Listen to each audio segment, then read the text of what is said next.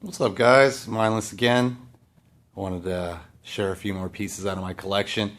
And this is a maker that, or these knives rather, are from a maker that I have the utmost respect for.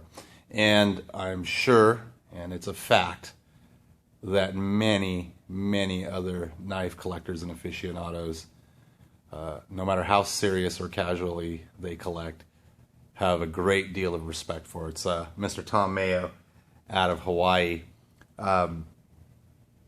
This guy's a legend. If you haven't heard of Tom Mayo, you need to stop this video, go to Google, and you'll have probably a few hours worth of reading about how great a maker he is, how long he's been in the game, and how amazing the pieces that he makes are.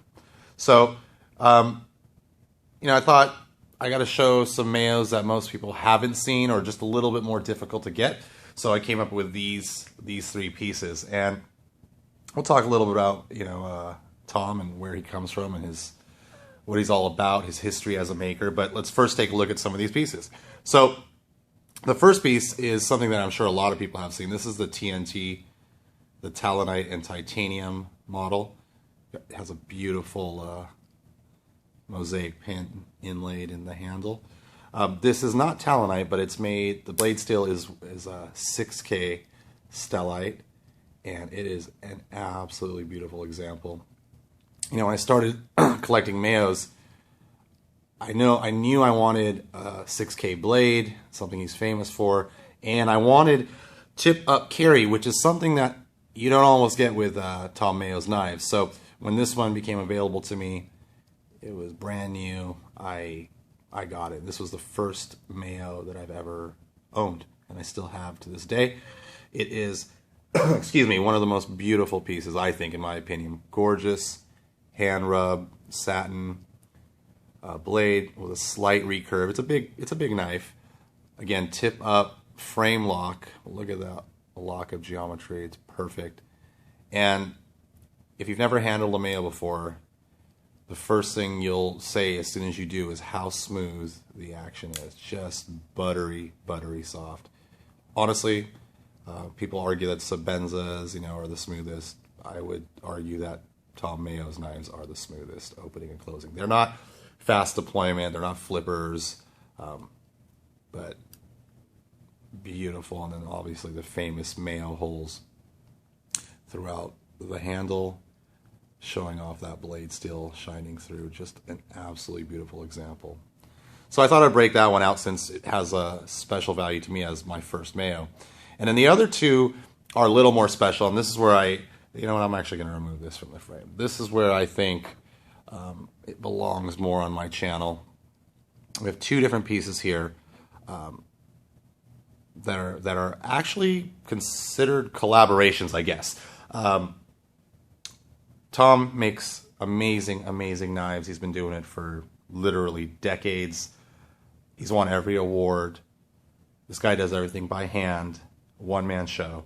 And when he gets involved with other designers or makers, amazing things happen. And I have two examples of that. And many of you may recognize this one, but this may not be as recognizable to you. So the first one is Tom's collaboration with legendary maker Lee Williams out of Texas, using Lee's invention of the kickstop.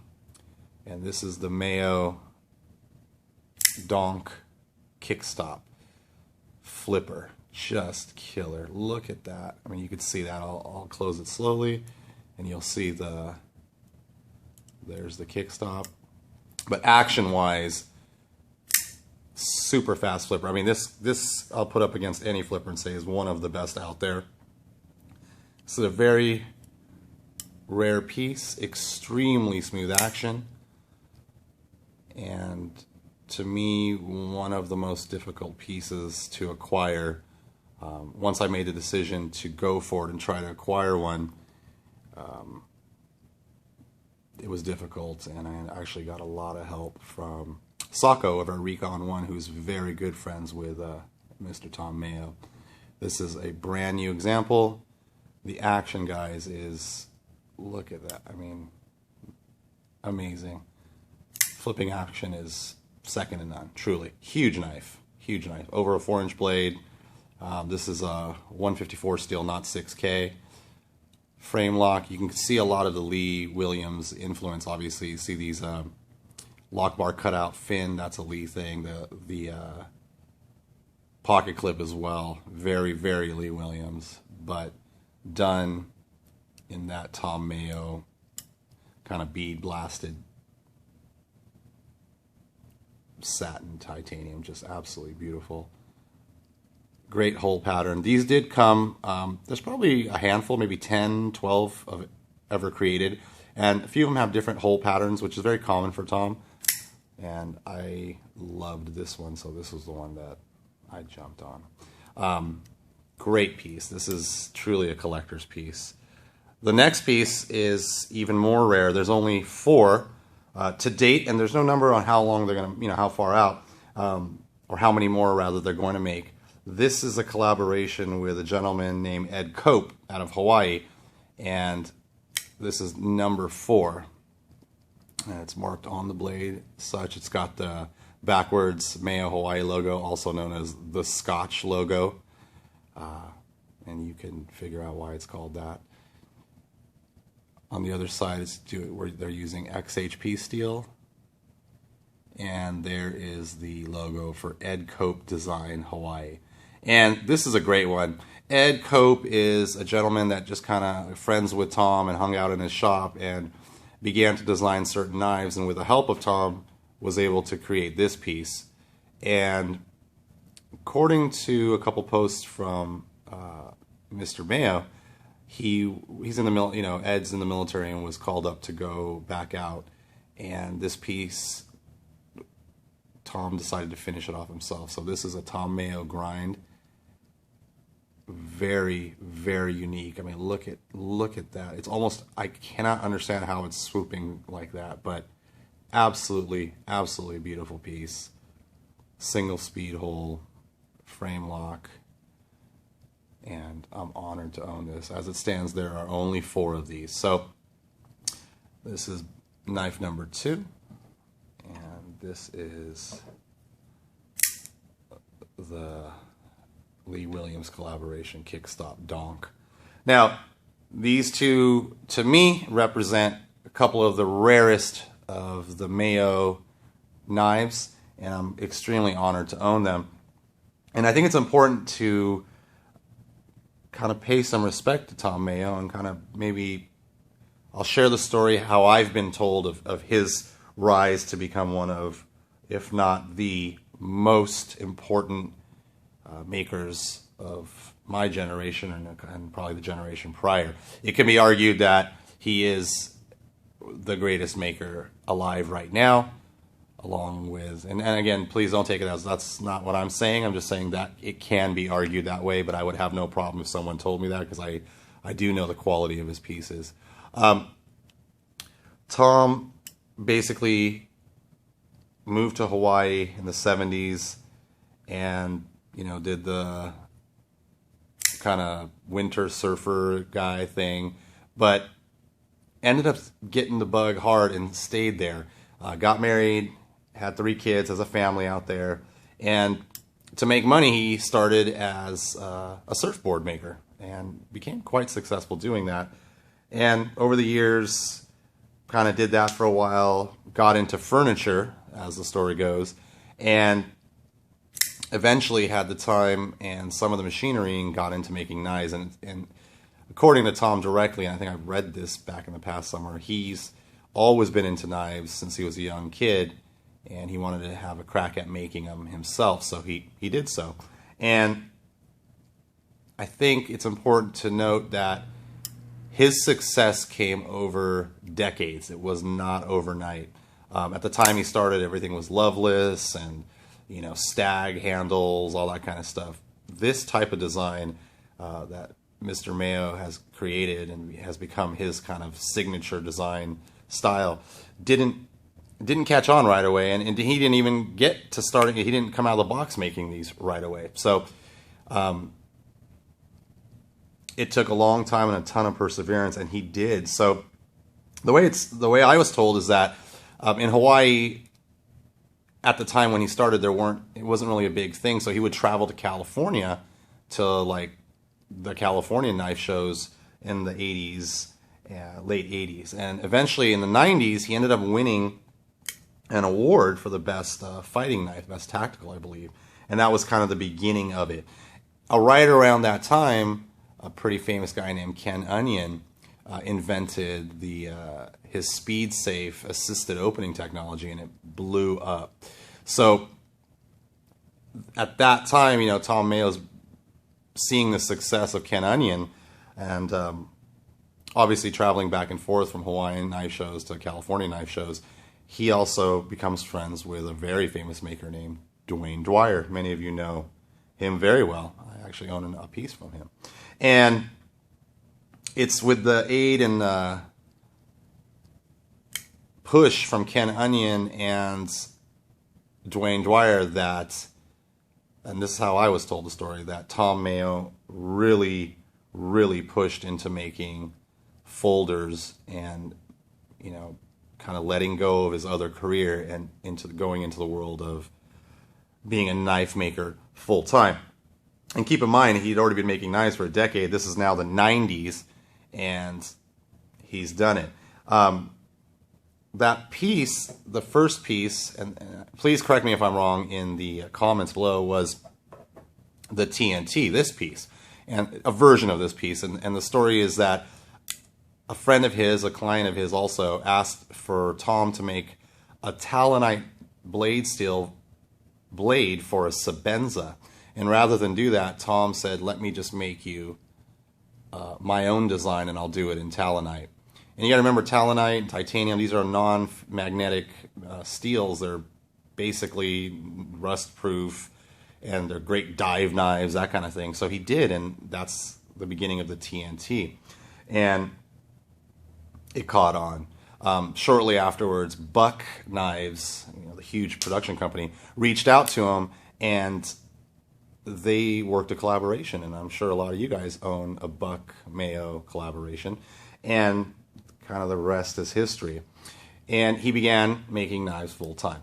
What pushed it over the edge, and this is from Mayo himself, I think I read this on somewhere on the USN, was his wife. His wife basically said, you know, and it's the mid to late 90s, said, hey, we need to make a website. And Tom basically said, okay, do it, and never looked back. The moment Tom Mayo's website went live and he started accepting orders through the website, and I've been told this by a few people, at that time, his books immediately were completely slammed, and the wait time was years. So he definitely did the right thing. He now can support himself and his family and actually have a very successful career making knives, all with the help of the internet and the help of Dwayne Dwyer, as well as Ken Onion, and the success of those two gentlemen and their help. So that's basically the short story of how Mayo got into the game. Now, the question is, with all the knives available and all the crazy stuff that is available in the market as far as materials, exotic materials, why is it that these simple designs are so timeless? And this is just my opinion, so I'm just going to spit, and you tell me if I'm off kilter and I'm crazy. You can tell me that in the comments. To me, personally, the reason I love Tom Mayo's knives is the same reason I love Sabenzas. It's the simplicity of the design language, but how well it's executed. That's the key. I've said it before in a couple of past videos. When you make a knife as simple as 2 slabs of titanium and a steel blade, or some type of steel blade, you have nothing to hide behind. You cannot hide behind carbon fiber or Damascus or Mokutai. That being said, you will find Mayo knives that are made of carbon fiber and Damascus. But even out of his own mouth, he prefers working in this material. You can't hide behind crazy patterns in the steel. When you're working in something as simple as this, it has to be perfection. The knives, these particular examples are contoured heavily. And keep in mind, guys, Tom makes everything by hand. Everything is done in his shop, by him, by hand. And it is kind of a respected, well-known fact that his knives are as close to perfection as you can find. And it's true. The hand rub on this is absolutely perfect. Even the way he etches the maker's mark in is absolutely perfect. There's no ghosting. The blasting finish of the handles is even and perfect. Take a look at this mosaic pin he put in there. How gorgeous is that? How symmetrical is it? Perfection. And that's what people have come to expect out of Mr. Mayo. And he always delivers. I've spoke with him a couple times. I met him at Blade this past year, and he's absolutely a gentleman. And he walks around with the confidence of a guy who knows his design language is timeless, and his place in the history of knife making is unquestionable. So he has that confidence. And there are a lot of models, guys. You will find literally hundreds of variations on different pieces from the covert. Just in the TNT, you'll find tons of different blade shapes, blade steels, handles, hole patterns. But each one is done to Tom's exacting standards. If you look even at the holes, they're chamfered, they're exactly even, straight through the handle, perfectly done. And the beautiful thing to me is when you can see that blade through those holes, it absolutely looks beautiful. Again, the simplicity is best. Tom Mayo exemplifies that, and people are drawn to that. It's absolutely true. The simpler the knife, the less problems you can have down the road. Check out the tolerances here. Lockup is absolutely perfect. He's not using any, he doesn't need to use any inserts or stabilizers. It's just done perfectly. He knows exactly where to stop. The lockup is the same on every knife. Gorgeous. And they break in and become smoother and smoother. Now, you take a look at this Ed Koch design. This is not Tom's design, but it is absolutely done in Tom's style. And I love the giant hole, speed hole on there. And take a look at the inside of it. Not only is it chamfered, but it's also textured. Absolutely beautiful. Pivot, titanium. The reverse logo is something that is coveted by collectors. I was told it's called a Scotch logo because that's how you know that he was having or partaking in a little drinky while he was creating the knife. But take a look at the grind on this thing. The organic lines of the swedge. This thing is sharp as a razor, guys. I dig this thing a lot. Very limited. Again, there's only 4 in existence. This one just came off his bench. I got it brand new. Tip-up carry as well. But again, there's that Tom Mayo lockup. Perfect. Right around, 25, 30%, 40%. Solid. No blade play. And this thing is just a beast. Absolutely beautiful. And to see that hand rub satin through that hole is amazing. The handle actually reminds me kind of a bamboo or a bone, but that it has such an organic shape to it. To make it in Tom Mayo's technique of just the raw metals, it looks absolutely stunning. It almost looks like robotic or bionic. Absolutely a killer piece. And to be honest with you, my favorite piece ever of Tom Mayo is this kick stop. The action, I can't describe it, guys. It's so dope. It fires so hard with very little effort. The way Lee Williams does this kick stop is amazing. I wasn't the biggest fan of the kick stop for a while, but on this particular knife, it is so easy to deploy, and it fires every time. Very hard. And this is a very large. This is a blade that's over 4 inches. And you can see there both gentlemen's maker's marks. And again, exactly the same. perfect lockup. And watch this. I mean, this is almost a guillotine. Beautiful piece. So sleek.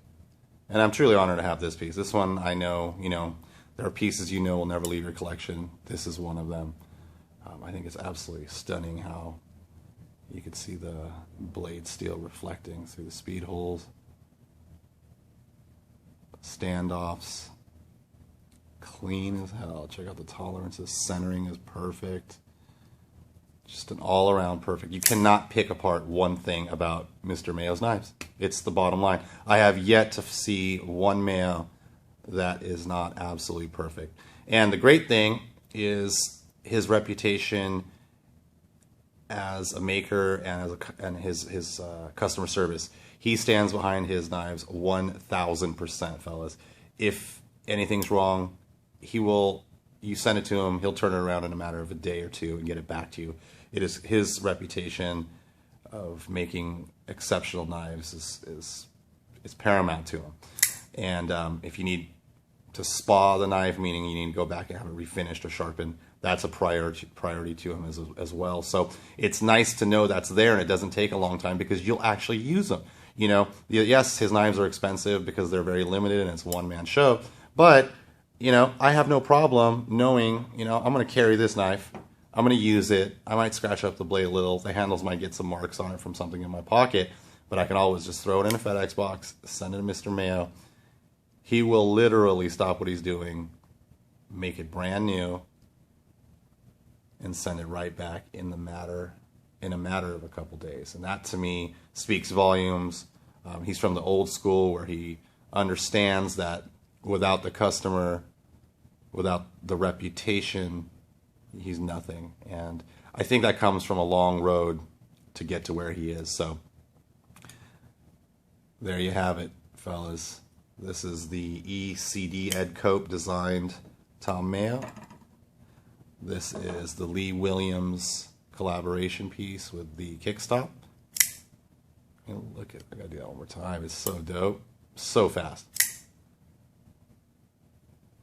If you have any questions at all, or you would like to chime in and agree with me on how badass Tom Mayo is as a maker, I'm down. Leave some comments. If you have any questions, ask away. I do my very best to get those answered or, you know, reply to your comments as quickly as I can.